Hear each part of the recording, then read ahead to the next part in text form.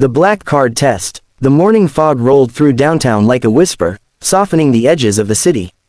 Marcus Chen adjusted his briefcase and quickened his pace along Fifth Avenue. As CEO of Chen Technologies, he had grown accustomed to moving through the world with purpose, always on his way to somewhere important.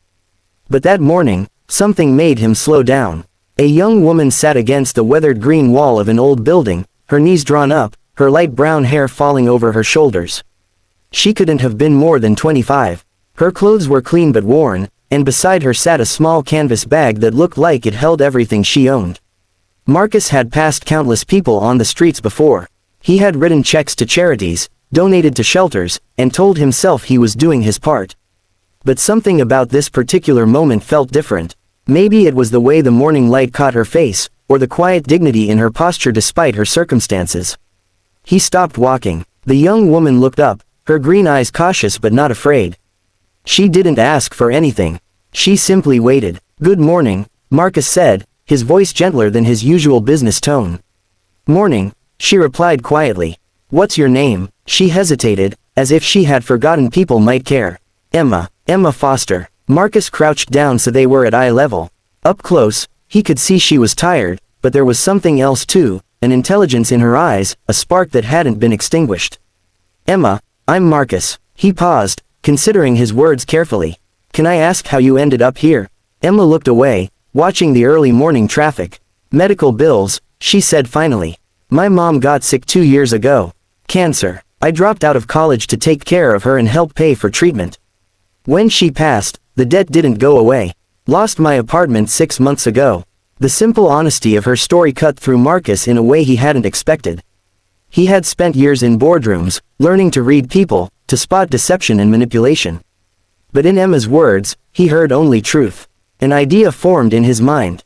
It was unusual, perhaps even foolish, but he couldn't shake it. Marcus reached into his wallet and pulled out a sleek black credit card. It was his personal card, linked directly to his accounts. No limit, no restrictions. "Emma," he said slowly, holding the card between them, "I want to give you something. A chance, or maybe a test. I'm not entirely sure which." Emma's eyes widened. "I don't understand." "This card," Marcus continued, "has access to more money than most people see in a lifetime. I'm going to leave it with you for 24 hours. You can use it however you want. No questions asked. Tomorrow morning, I'll come back, and you can tell me what you did with it." The confusion on Emma's face deepened. "Why would you do that?" Marcus smiled slightly. "Because I want to know what you'll do. Because I've spent my whole life believing I can read people, but lately I've wondered if I've lost touch with real human nature. Maybe I just need to see something genuine." He placed the card in her hand and stood up. 24 hours, Emma. I'll be here at 8 o'clock tomorrow morning." Before she could protest or ask more questions, Marcus walked away. His heart pounded with a mixture of excitement and uncertainty. What had he just done? His CFO would have called him reckless. His board would have questioned his judgment. But sometimes, he thought, you have to trust your instincts.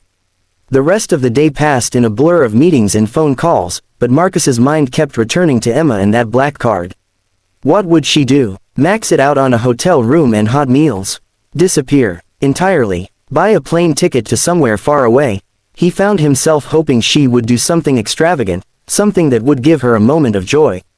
She deserved that much. That night, Marcus barely slept. The next morning, he arrived at the spot 15 minutes early. Emma was already there, sitting in the same position as before. The black card sat on the ground beside her, untouched. Marcus's footsteps slowed as he approached.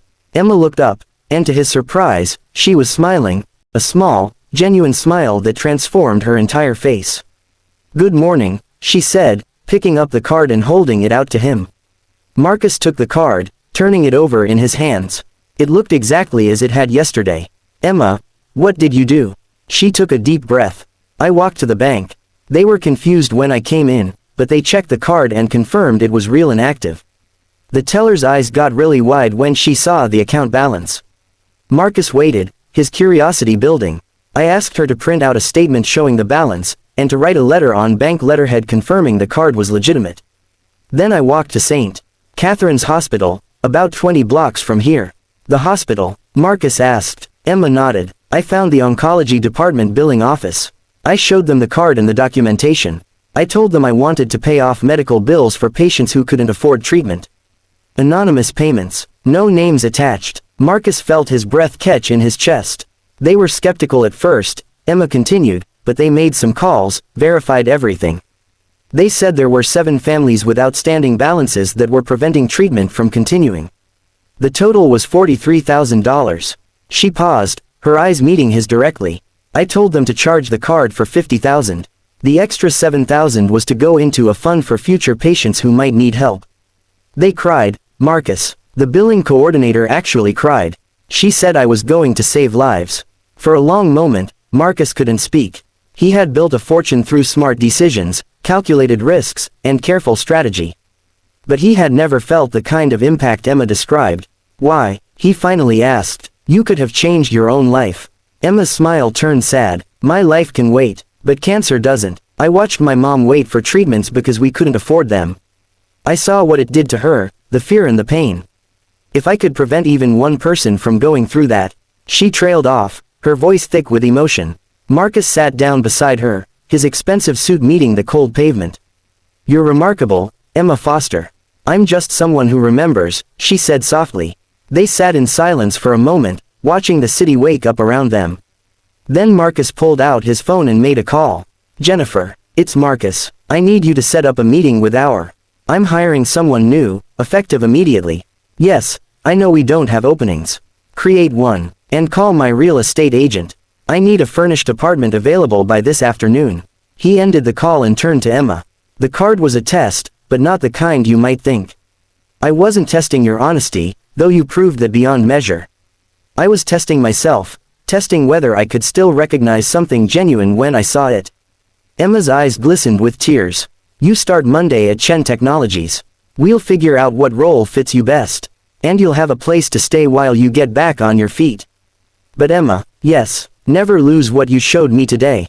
That compassion, that ability to see beyond yourself, that's more valuable than any amount in any bank account. Emma wiped her eyes and smiled, a real smile full of hope and possibility. As the morning sun broke through the fog, Marcus realized that sometimes the greatest wealth isn't what you accumulate, but what you're willing to give away. And sometimes the people we think we're helping end up teaching us the most important lessons of all. The black card had been a test, indeed. But in the end, it was Marcus who had been tested, and Emma who had helped him pass.